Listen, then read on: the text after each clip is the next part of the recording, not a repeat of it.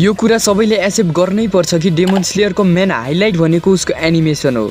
Okay, म मान्छु कि यसका क्यारेक्टर पनि इमोसनल छन्, यसको स्टोरी पनि राम्रो छ, तर रियल म्याजिक भनेको चाहिँ यसको भिजुअल्सले ल्याएको हो। अफोर्डेबलले जुन लेभलको एनिमेसन ल्यायो यो एनिमेमा त्यो अरू कुनै नर्मल एनिमेमा देख्नै सकिँदैन के। चाहे त्यो रेन्गुकु भर्सेस अकाजाको फाइट होस् वा तेङ्गेन भर्सेस ग्युताराको हरेक सिन मुभी क्वालिटी जस्तो देखिरहेको थियो। क्यामेरा मुभमेन्ट, 3D इन्टरगेसन र फाइट कोरियोग्राफी यी सबै चिजलाई एकदम स्मुथ तरिकाले देखाइएको छ। मेरो ओपिनियनमा डेमन स्लेयरको स्टोरी न त त्यति धेरै कम्प्लेक्स छ न त त्यति धेरै अनप्रिडिक्टेबल छ। यो एउटा सिम्पल हिरोको जर्नी हो। Tanjiro goes on a mission to cure his sister. Demon स्लेयरको स्टोरीमा इमोसन त छ, तर तान्जिरो जस्तो क्यारेक्टर जो कि आफ्नो दुश्मनलाई पनि बुझ्न कोसिस गर्छ, यस्तो कुरा हामीले एनिमेमा धेरैचोटि देखिसकेका छौँ। जस्तै माई हिरो एकाडेमियाबाट डेकु अनि नरुतोबाट नरुतो जो कि आफ्नो दुश्मनलाई मार्नुभन्दा अगाडि चाहिँ उनीहरूलाई बुझ्न या फिर चेन्ज गराउन कोसिस गर्छन्।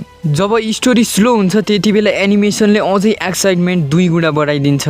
जस्तै सिजन 1 को एपिसोड 19 वाला त्यो हिनोकामी कागुरावाला सिन, बापरे, पुरै एनिमेको भ्यालु नै चेन्ज गरेको थियो के। त्यही एउटा मुमेन्ट थियो जसले चाहिँ क्याजुअल भ्युअरबाट मलाई एउटा हार्डकोर फ्यान बनाइदिएको थियो। र एनिमेसनसँग ब्याकग्राउन्ड म्युजिकले पनि एकदमै ठुलो इम्प्याक्ट दिन्छ। जब फाइट सिनहरू हुन्छन् एनिमेसन र म्युजिक मिलेर जुन घुसबम्स दिन्छ नि, अफोर्डेबललाई राम्ररी थाहा छ कि कसरी हरेक फ्रेमलाई पावरफुल बनाउने भनेर। सो यो त थियो मेरो ओपिनियन। अब तिमीहरूको ओपिनियनमा के छ, अब के कस्तो छ त्यो पनि कमेन्टमा भन र फलो गर्न नबिर्स्यौ है।